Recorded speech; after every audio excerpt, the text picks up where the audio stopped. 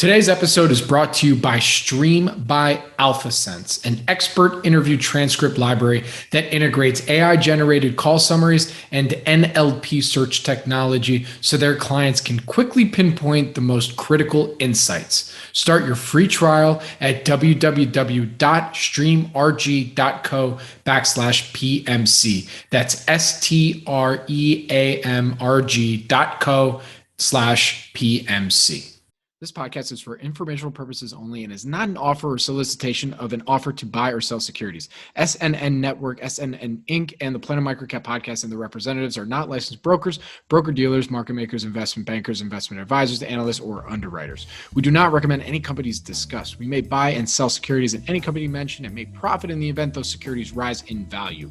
We recommend you consult with a professional investment advisor, broker, or legal counsel before purchasing or selling any securities referenced in this podcast. Welcome to the Planet MicroCap podcast. I'm your host, Robert Kraft. Thank you all so much for the support and for tuning in. Do me a quick favor. If you like what you hear at Planet MicroCap, please take 2 seconds and give us 5 stars on Spotify or Apple.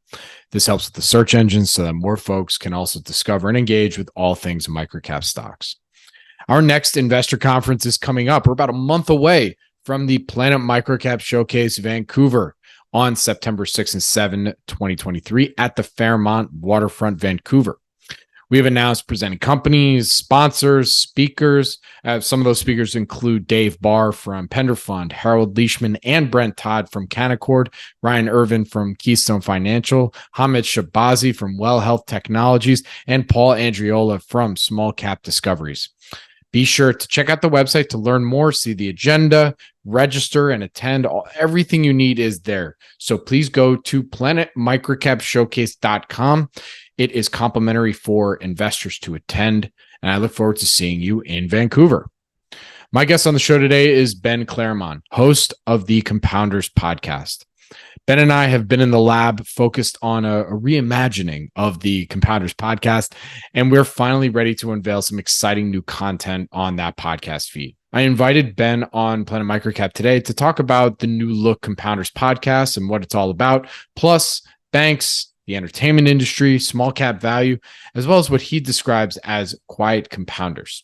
Be sure to subscribe to the Compounders podcast audio feed, which is available on Apple, Spotify, or wherever you get your audio podcasts, as well as on the Planet MicroCap YouTube channel. Thank you again for tuning in to the Planet MicroCap podcast, and please enjoy my conversation with Ben Claremon. Ben, good to see you, man. What's going on?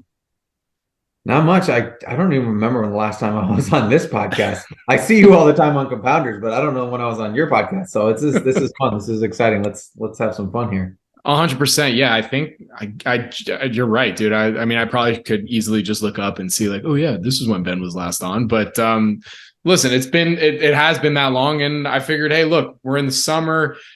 We haven't had you on in a while, and I always appreciate your takes as to what you're seeing in the markets and everything like that. And plus, a little bit later in the pod, as people will hear, they'll already hear it in the intro, but we're also going to be talking about, the Compounders podcast as well, and some of the exciting new things we're going to be rolling out on that show. So, to start us off, Ben, like I said, we're recording this on Friday, July 7th, halfway through 2023. Give us your kind of initial take on the year that has been so far of 2023.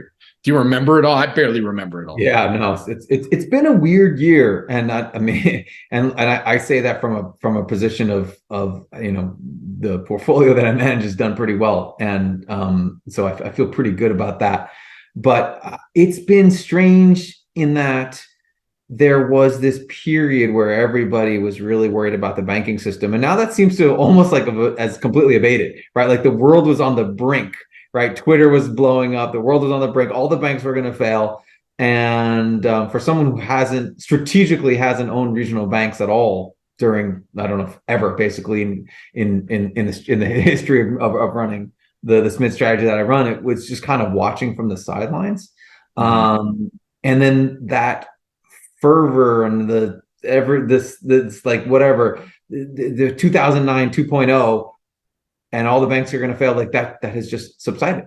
And I don't think the structural problems that banks are facing, whether it's what do they do with rising interest rates when people expect more from their deposits?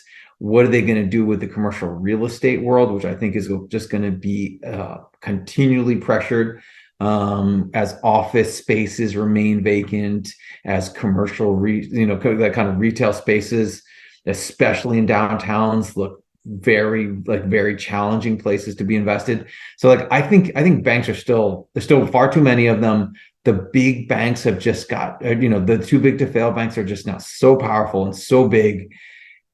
Obviously they're not going to serve a small community quite as well as maybe a small community bank, but I just think being a subscale bank in a world where your deposits can all fly out, with a click of a button is a very dangerous place to be. So I have continued to watch that space from the sidelines, trying to figure out if there's anything that excites me. And I've just, I've kind of come to a place where as an investor, where I say to myself, is this a dragon I want to slay? And if I don't have a strong opinion about, whether I'm going to be able to have some kind of differentiated perspective or an edge on a bank or the banks as a whole, I figure I might as well watch from the sideline. 100%. That's a great place to start. I mean, as we work with Andrew Walker a lot on Yet Another Value podcast, and that's actually been probably if I had to make a circle chart of what topic has been covered probably the most of the last 3 or 4 months, has been talking about banks, regional banks, and just kind of covering all our thoughts there. And I don't know if you've heard any of the episodes I've been talking about, and I'll just being perfectly honest, some of the stuff is definitely even a little over my head, as I don't follow banks as closely as he does or some other folks out there. But that has been getting a lot of it, or just the regional banks has definitely been a big topic of conversation as to whether they're going to continue to get rolled up or if there is any value there. So I'm curious as to how this is going to kind of play itself out for the rest of 2023. Yeah, I mean, I have no idea, and what the rest of the year is going to look like. I guess the way and most people don't know this about me, but I started my career back in 2007 in the long short fund, and I basically cut my teeth during the financial crisis shorting regional banks. Now that was a different situation. That wasn't a lot of liquidity issues, which is what basically killed Silicon Valley and First Republic.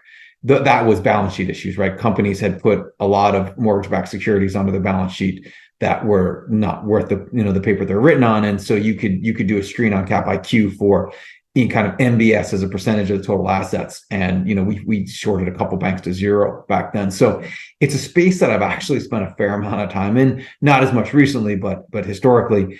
So it's funny. So I still have relationships on the sell side with some sell side firms who focus on regional banks, and I take regional bank meetings periodically just to meet with management teams and talk to them and see what they're thinking, and see. I'm always looking for some kind of differentiated perspective. Like we had Aaron Graff from TFIN on compounders, totally different kind of guy, not thinking like a banker, traditional bank, community banker, or regional banker, thinking like a business person, thinking about someone who wants to compound capital. So that was the rarity. He's a rarity in the space. And so I guess I always ask people the same question is, what does a compounder look like in the regional bank space? And it's kind of a tough question for people to answer, because these are highly regulated institutions that have capital requirements, and M&A has really gotten pretty difficult because there's all kinds of the Fed's been pretty. I think the Feds and the OCC and the different regulators are looking at deals a little more carefully than in the past. But frankly, there are far too many banks, and there should be consolidation over time, because I think scale, especially and fee income as opposed to interest spread income, becomes more important over time. I think for the stability of a lot of institutions. But my general point is that I don't know how many compounders there are in regional banks, and so is there possibly a great trade here in some of the larger regional banks that aren't going to go anywhere, right? That have good balance sheets and have geographically interesting footprints. I'm sure there is, but could you make the case that there's, through M&A and just whatever compounding book value, that there's going to be some of these stocks that are worth 3 or 4 times what they're worth now in 7 years? I don't know if that's the case. And look, I'm open to suggestion. It's possible that I'm missing something. But to me, I look at regional banks specifically as a trade. And since I run a concentrated portfolio of 22 stocks, things I want to own 5, 7, 10 years later, I haven't come across a bank aside from, TFIN, which I don't own, but I think what Aaron's building at Triumph is really interesting. I haven't really come across anything that was exciting to me to say, I have a limited number of slots in the strategy, and this is where I'm going to allocate one. Very good. So, another topic I wanted to talk to you about in terms of, what you're seeing, like another theme that we've covered actually a bit in terms of just if we're looking at the interviews that we've done over the years on compounders is kind of entertainment adjacent industry and some of the stuff you're seeing there. I mean, if people want to go back through the archive, we've had, the CEOs of WildBrain on there, Picks and Shovels and Avid, Thunderbird on the entertainment side, IAC, again, a little entertainment adjacent, so I'd love to get your take also on what you're seeing in the landscape there, because I mean, listen, I listen to as many podcasts as I can on the entertainment industry. I think it's fascinating. Like I listen to The Town, that's a great show on the Ringer Podcast Network, but like, from your perspective and having covered the space quite a bit and doing some deep dive due diligence on either some of the names said here and otherwise, I'd love to hear what your thoughts are there. Yeah, I mean, this is coming from someone who did a podcast on Lionsgate specifically called this time is different in Lionsgate. So, don't own Lionsgate anymore, but have spent a lot of time in this space. And so, and look, I'm not a media only analyst. I'm a generalist. So you have to take my comments from, because I with a grain of salt in the sense that I don't cover this full time like other people. But I think what we've seen over the last few years was just this huge amount of excitement around streaming and how that was going to transform the businesses. And there was a land grab and everybody tried to get subs as fast as they could. And the idea was to put as much content on there as possible in order to win that kind of land grab. Right. And so, everyone came out with their own version of a plus and they stuffed it with as much content as possible. And I think what we're seeing is you read the headlines today and Disney's pulling more stuff off of their platform is that quality is what people really want. And obviously there needs to be a certain degree of quantity as well, but quality is what people are focused on. I mean, there are too many shows, like between sports and movies and, all the other things people watch, like how can you possibly consume it all? And so I think what we're seeing is a rationalization of spend, and that's not going to surprise anybody that people have pulled back on how much they're spending on the streaming platforms. One, because I think the excitement has worn off, and it's the management teams have realized that the people are not actually going to value these companies on some like sub number. Right, like here's the core business is worth X times EBITDA, and then you pay whatever some amount of dollars per streaming sub like that. No one's actually valuing these companies like that anymore. That was a very 2020 and 2021 phenomenon, and so I think consolidation makes sense. I think let's take Lionsgate, for example. I think Lionsgate has a subscale studio and has a business in Stars, which needs to be combined with another entity where costs are cut and the amount of content spending is cut, marketing spending is cut. But I don't know who the buyers are.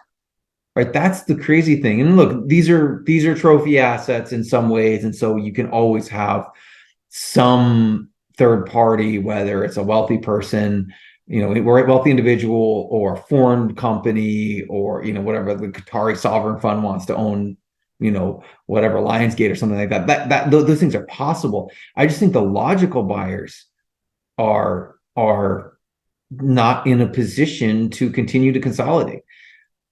Like this is total speculation, but it just doesn't feel to me like Brian Roberts and Comcast are really excited about expanding that business. I mean, are there synergies between NBC Universal and Lionsgate, for example, and could you put a lot of interesting, whatever Hunger Games theme parks at with NBC Universal parks business? Yeah, of course. I just don't think anybody's really excited to continue to put up billions of dollars in capital to continue to consolidate. Discovery doesn't have the balance sheet to do it. Viacom doesn't have the balance sheet to do it, and probably that deal's too big for a lot of people to come to whatever. Sorry, what I call Viacom, Paramount. Sorry, Paramount. Whatever. They've been through so many names, but Paramount, right? Like too many.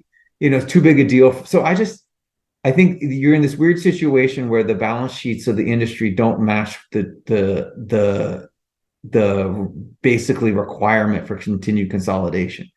And so I have no idea how this plays out, because you're talking about an industry with as many egos and rich, very rich people, going from Sherry Redstone to Brian Roberts to the Lionsgate management team. Like, I don't like who's willing to give up, who's willing to whatever, have their business consolidated and torn apart for cost savings and synergies. I don't know. And so, I think, and this reflects a lot of how I've started to think of an investor. And I'll be self-critical and say I've spent way too much of my life pontificating on like who's going to buy whom and what just like playing this like whatever, almost like fantasy football game of like, well, this, like, if this happened and this happened and this happened, and it's just like, it's not reality, right? Like there's and I think there's a lot of brain damage that comes from speculating on acquisitions, because the base rate is that in most years most companies don't get acquired. The vast majority of companies don't get acquired. So again, I think there's a logical consolidation in that space, and I think it will continue. I just don't know who the buyers are, and I don't know whether the big guys like a Disney or a Comcast are really like itching to put a lot more money.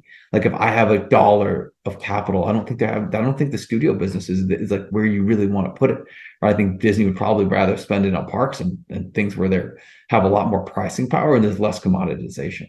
Yeah, for sure. I mean, if there's one thing, when you think back to like, let's think back to like 2020, when, just using Marvel as an example, right? And there was nothing for, with everything going on with the pandemic, and there's no movies out there. The Disney Plus hadn't been launched yet, so there's no shows. There was such a pent up demand for content during that time.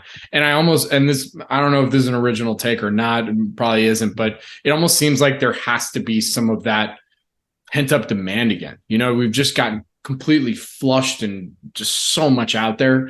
And like, what the heck are you going to watch? And and also, I mean, from a company perspective and just building their businesses, they've just poured so much capital into all these different things that it's like, and most of it isn't good, like trust me, I think my wife and I have tried like at least 10 shows and gotten 1-2 episodes in, and we're like, this is not good. Like, why am I watching this right now? That's not to say there isn't good stuff out there, but it seems like, it's almost kind of random that the strike happened at like almost an opportune time for these studios, where it's like, all right, like maybe this wasn't I mean, obviously you don't want to see people out of work. That's awful and everything, but I'm sure they're also thinking to themselves, well, maybe we do need to create some demand for product, for content. And I mean, maybe there was other ways of doing it, but like, at least with the strike, there isn't going to, I mean, they have stuff that's already been made and they're putting out there, but at least now, probably for the next 12 months after all that stuff's been put out there, like there's not going to be as much content. I mean, I think, and here's an interesting thought. I think is that usually there's very little overlap between strong brands and ubiquity. What was special about Disney is that you got movies, whatever you got a couple Pixar films a year, a few Marvel films a year, maybe a new live action off of a previous IP. But now it's all available at your fingertips whenever you want at zero marginal cost to watch another movie. And I wonder out loud whether the brand, I mean, Disney has, I think, one of the most iconic brands in the world, right? I wonder if the ubiquity of content and the constant accessibility of content, starts to hurt the Disney brand over time, or any of these companies' brands. I just, when look, I think I followed the theater industry for years, and I follow, the actual physical theaters. Plus, I followed this industry for a long time. I think the smartest thing anyone ever told me about this is like, people will go to the movies and people will spend money if their content is good, right? And I think that there's just, from my perspective, and this is just like a personal taste thing, there just doesn't seem to be a whole lot of originality out there, right? Like everything's a superhero spin-off, or a remake of something that was made 20, 30 years ago. And I get why there's like, from a risk management perspective, like there's less chance that these things are going to completely flop, right? If there's some nostalgia associated with it. But I think the originality, is a lot of that content's in TV now, right? Not that I watch any TV or a whole lot of TV, but from what I can tell, right, like the kind of the shows that people like, the Ted Lassos of the world, the Bear, like maybe, that's where people are putting out like totally original stuff, and the movies have just gotten so. I mean, it seems it's very formulaic, and it's been that true for a while. But I wonder whether the combination of the brands being somewhat, and it just doesn't feel like there's as much special about it when you can, for whatever, $12.99 a month, you can have all the Disney shows. And so maybe they do need to pull stuff off. Maybe they do need to spend less. Maybe they're doing that anyway, just to cut costs. Yeah. Less is more. Maybe there's too much content. And look, maybe like there just can't be a million great investment professionals, right? There just can't, that's just by definition, that can't be true. Maybe there can't be that many shows that people watch, right? Like maybe there's just a limit to the number of creative people who can come up with a show that actually resonates with people. And so, maybe the pendulum has swung way too far towards more content versus quality content. And I think the brands will benefit, and these companies will benefit. Their balance sheet certainly will, right? If they just rationalize, right? And I think basically everyone has figured out that, it's hard to compete with Netflix and trying to be everything to everyone, and competing with Netflix on like the number of films available on the quantity is just it's a losing game, from a financial perspective and a balance sheet perspective. I think what will be really telling is the opening weekend for Oppenheimer and Barbie. Not to get too in the weeds on like different movies and stuff, but those seemingly are the two most original movies that I can think of that are like kind of in that blockbustery, or kind of marketed as that blockbustery. So it would be interesting to see how I mean, I know personally, like I kind of want to see them both, like I think that would be really fun. Just because it is like an original things. And I think there is that pent up demand just for that. Just like, give me some original. I don't want to see it. I'm done with the superhero for a bit. Like I'm good. And I love Marvel, all that stuff. Like give me a break. Like I can't see that anymore. Yeah, but I think you're totally right. And look, I think this is a very cyclical thing, right?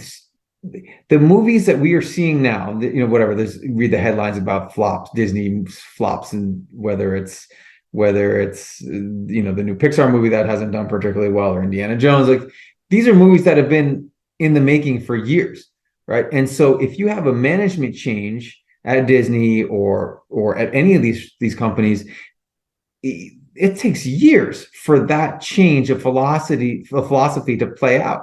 So yeah, you can have films that, just look at what happened with DC, right? Like when Discovery comes in, they look at the DC film slate and they're like, this is awful. Like we can't put this stuff out, right? Like it's going to take, we're not going to see the new direction of DC for a while until the Zaslav and team figure out what that's going to be. So I don't know. I think it's cyclical. I still believe in movies. I still think that people are going to go pay to see them, especially, original content. But yeah, I mean, it feels way too formulaic, and it was, I don't know. I think a reset, maybe that's a strike. Maybe that's the losses that everyone's been seeing in the streaming business. I think a reset's going to be really healthy for the industry. And maybe what happens over time is that the consolidation just whatever doesn't happen all at once, but it finally rationalizes the space enough that there's not this proliferation of content that basically almost devalues the brands because there's just so much of it. 100%. I think we pretty much covered our entertainment and streaming and all that good stuff takes there. I mean, in terms of first half 2023 or even year or whatever, is there anything else that we missed that you've been following closely? From even just like in general, just a value investing perspective. Looking at small cap value. Is there anything in particular you wanted to address or cover or discuss? Yeah, I mean, I my portfolio requires so little maintenance that it's like it's a wonderful feeling to me. Like the market's up, the market's down.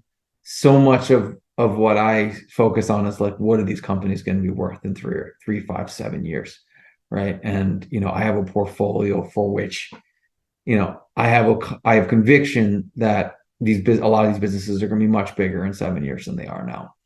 And so what happens this quarter, what they said on the call, what sell side analysts are saying, what the quarterly estimates or next year's estimates look like, I am more and more, I think, impervious to that and try to stay, pretty far outside of that kind of thinking. Now, obviously, you have to continue to do due diligence on your companies and look for disconfirming information on given your prior beliefs. So that's always true.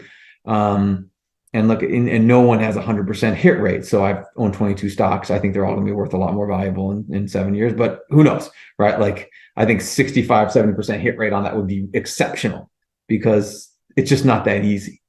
So, I think with that context, I kind of am just a spectator of what's going on in the broader market, whether it's whatever 5 stocks driving the S&P, whether it's whatever people got super excited about energy, and now obviously people are not excited about energy.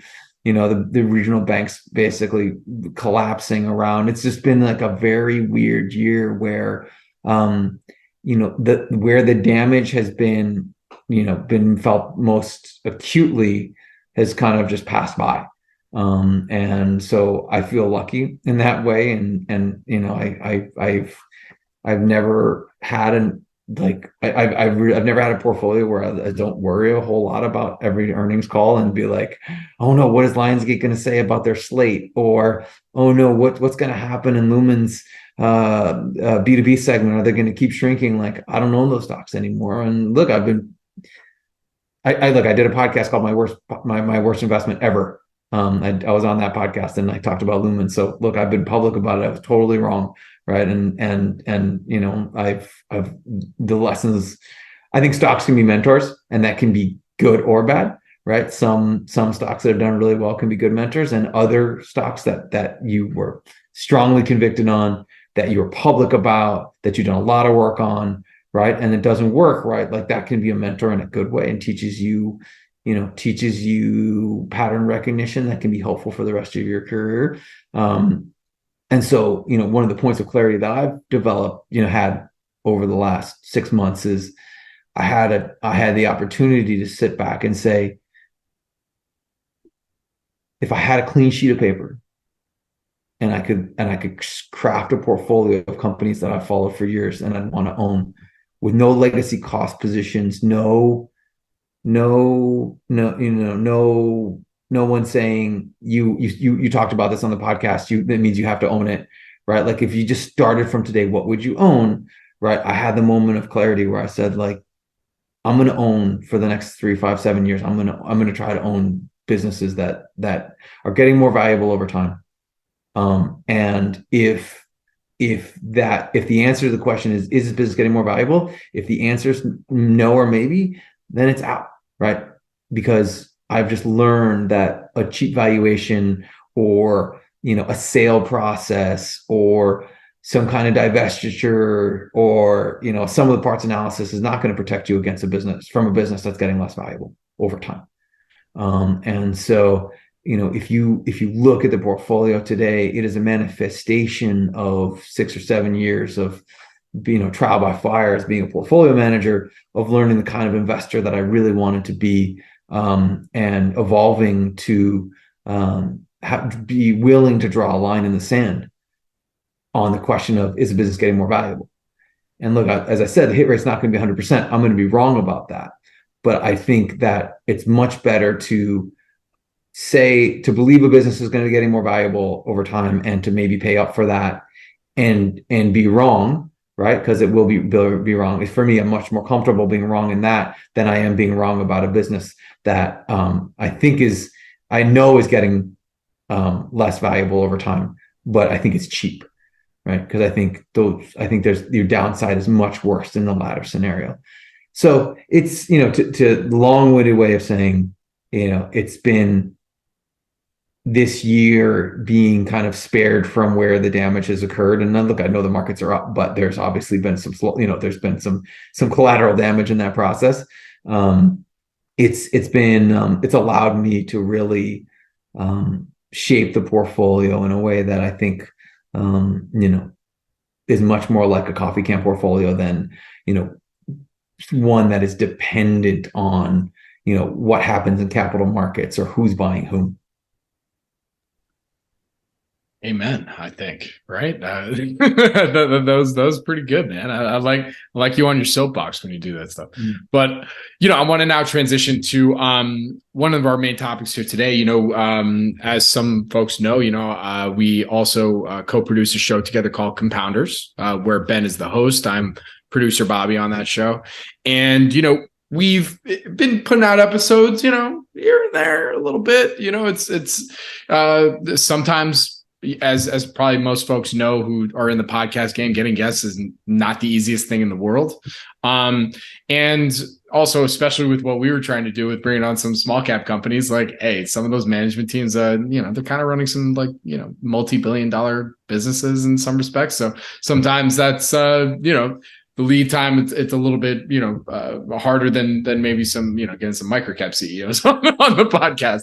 But I say all that because, we love this brand of Compounders, and we love being able to feature, not just, company CEOs and doing deep dives into those businesses, but there's also some other folks that we feel that could benefit from this platform and just really benefit from being kind of questioned in a good way by Ben, because with all of Ben's experience being in finance for as long as he has and doing the type of due diligence that he's done. So, Ben, I'll let you take it away here. What are some of our, reimagining, so to speak, of Compounders and what folks maybe can expect in the next few episodes or even for the foreseeable future? Yeah, I think more than a reimagining, I think of it as more of an expanding the scope. Right. So expanding the scope. I like that. Let's go back to the origin story of Compounders, which is that I love podcasts. It's a great medium for me personally. I have young kids. I don't have as much time to read as I like, and so I think podcast is a great venue for me to continue to learn and get better as an investor, as a person. All kinds of different outlets. And so the idea was that I thought that there was a kind of a hole in the market for investor-led conversations with public company CEOs. There are plenty of conversations, kind of like investors talking to other investors and investors talking to private company CEOs. But there weren't that many opportunities for like an investor-led conversation, like a true due diligence conversation with a public company CEO. And obviously you've started to do a lot of those yourself, which is great. When I think about the Compounders brand, I think it can be expanded to include some different things other than just public company CEO conversations. And look, everything, like I'm a brand maniac in a lot of ways. Like I want to be brand consistent. If you look at our sponsors, like I always want, I want our sponsors to be consistent with our brand and like the products that I actually use and like. And so, so I think there are different routes that we can go and be consistent with that brand and provide value to both our partners who we're interviewing but also provide content to people that through the Compounders lens, through my personal diligence lens, that would be interesting for people. So what what does that consist of? So obviously public company CEOs, that will continue to be a focus, and a, like anytime we can get an interesting public company exec on the podcast, we will definitely do that. But why not private company CEOs as well? So for instance, we recently had Delupa's CEO Thomas Lee on the podcast. I thought that was an excellent show. I personally it was really good. Yeah, he was really, really good. Like, it's hard. Like I listen to, I've listened to all of our shows, obviously, and I like a lot of them. But he is a very interesting thinker, and I learned about data companies and like the way data companies are structured, the way the way they the way the cost structure works, the initial investment versus ongoing investment. I just learned a lot about data companies that I wouldn't have learned. And so, look, this is what I love about this podcast, is that I get to learn from people who've been successful. So, we're going to do some more private company interviews. And so I've got one other one lined up, a really interesting guy who just so cool. So, like, he's found another company, really cool. I mean, I'm excited to have him on.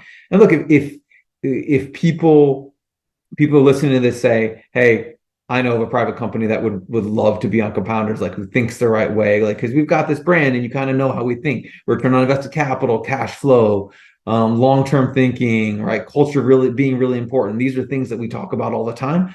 If anybody has any recommendations, we're open to it. Or if anybody who runs a company who thinks that this would be a good platform, seeing kind of what we did with Thomas, even though it's a private company, we're happy to take suggestions. And so that's another route that I'm going to continue to pursue. And then the last one, and this is something that Bobby and I, we've talked about a lot, is like, okay, should we have other investors on the podcast? And if we did that, what would be the right topic of conversation? Like, because going back to that original point, is that, like, one of the things that I didn't want this to be, because I think there are plenty of good podcasts out there where investors are talking to other investors. So I don't want to put out, like, we talked about this, and I don't think we want to put out like a Me Too product or Me Too podcast that just is very similar to what else is out there. And so kind of what I've settled on and through our discussions is that there are two types of investor interviews that we think are consistent with the Compounders brand. And then the first would be, interviews with well-established firms that specifically invest in the compounder-like companies that we've had on the podcast in the past. So these are firms that speak the Compounders language, that see the world the way that I do in terms of returns and cash flows and management incentives and culture, moats, durable competitive advantages. Like, so that I think is a place where, it's very consistent with the themes that we have discussed on Compounders from the very beginning. And then there's a second group that is kind of come to my attention recently, as I've, kind of been just chatting with a lot of people, some people who are starting new funds. And it's surprising the degree to which people are launching new funds, given a lot of, how hard it is when you talk anecdotally to people about when it comes to raising money these days.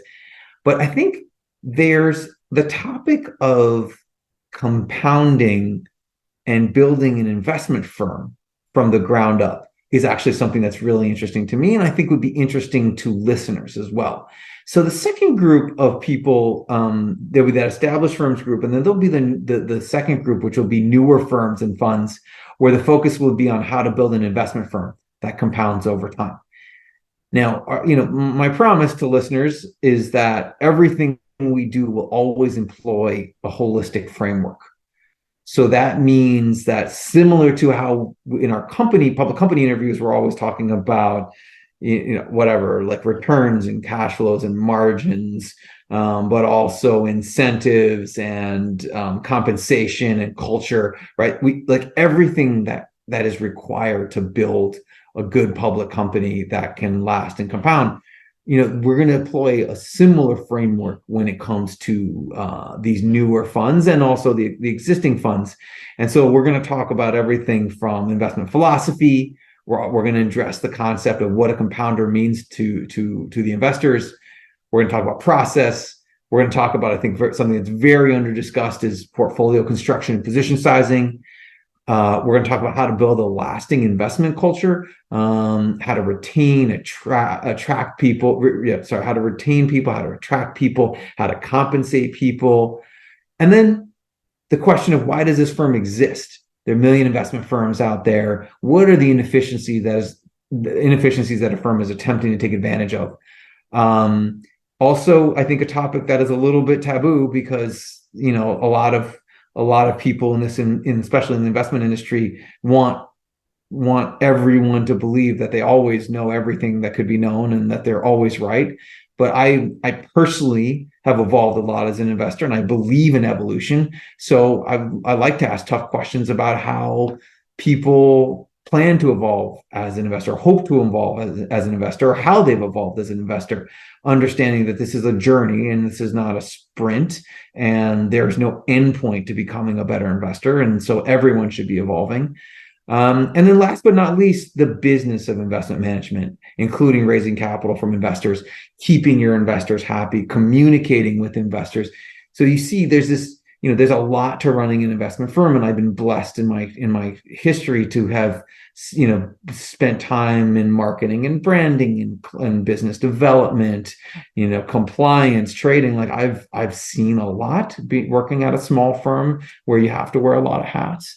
And so my hope is that lens and that experience through the podcast process can get listeners exposure to, how to think about building an investment firm that can be a compounder.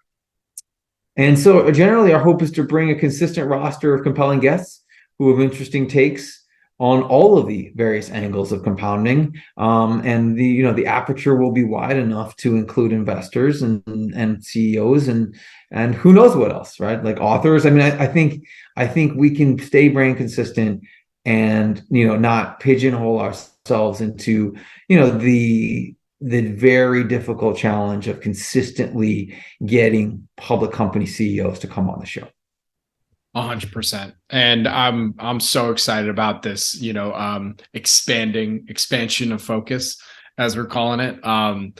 Just because, there's one of the reasons I love working with you and love your show is that, you really do the deep dive due diligence, on a guest, and if it was a company, on the company, prior to, like, everyone should see the questions that Ben sends. I'm just like, oh my goodness, like if I was getting this, I would be like, I don't know, maybe not. But they're really, it's really quite robust and good.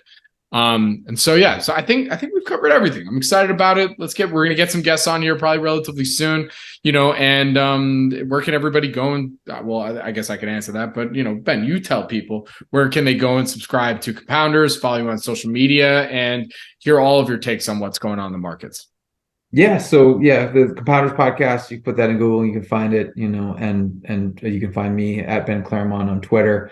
That's a good place to find it. I mean, I think one of the most important things about podcasts is to be top of mind, and where Compounders, which, when I go back through our episodes and I send them to people, we still get really good feedback, and people discover it and they're like, wow, I did not know this existed. And so that's awesome and gratifying to me. But I think where, and I'm probably one of the more self-critical people you'll ever meet, and self-reflective, but like where I think we haven't done a great job is the consistency. And so I think by expanding the scope a little bit, we can be more consistent.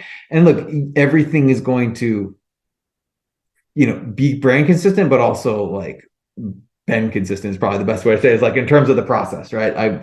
I'm gonna do the work. I'm gonna try to be focused on sourcing interesting people, hopefully a lot of whom who you haven't heard of, kind of like how we did with Compounders, with the public company CEOs interviews. Like there are a lot of people, a lot of names a lot of people never heard of, but who are really great thinkers and philosophers when it comes to building businesses. And so I like that. And look, I think we're going to bring interesting conversations about the struggle for building investment firms, the struggle for incentivizing and retaining people, the struggle in raising capital, and the struggle of beating a very challenging market, but also the optimism that comes with starting a new firm, and the differentiation that still can be in the market, if you have a group of people who are, kind of like, if you assemble a right team. And then hopefully on the private companies, like I had so much fun doing that Thomas Lee interview. I just want to do more of them, and I hope other people enjoyed them. I think we can profile some interesting companies that a lot of people haven't heard of. And so if that's what we're doing, is bringing you content, that, and people that you might not have exposure to, through, with my diligence process associated with it. I think it'll be fun for me. I think it'll be fun for you, Bobby, and hopefully it will resonate with people. And then layering on that consistency will make us more top of mind for going forward. Look at us. At one point in the podcast, we were saying there was just too much content out there. They need to lessen. And here we go. We're now throwing out more content for everybody to consume. But it's quality, though. Don't worry, it's quality. Try That's always been the focus. And look, I think I actually, I really like doing this. I think I've found through this process that I like talking to people. I mean, I think I knew that already, but it's really hitting home, and developing relationships with people. And so, I if but what we want is, we want to be a good partner, and that's like day one, like ground zero. Be a good partner, whether that's public company CEOs, whether that's a private company CEOs, or that's to investors, where we're hopefully exposing them to a world of listeners that may not have known them, and appreciated their niches and their skill sets. So, as long as we can continue to be good partners, and I think the content will resonate with people, we're going to continue to source interesting guests.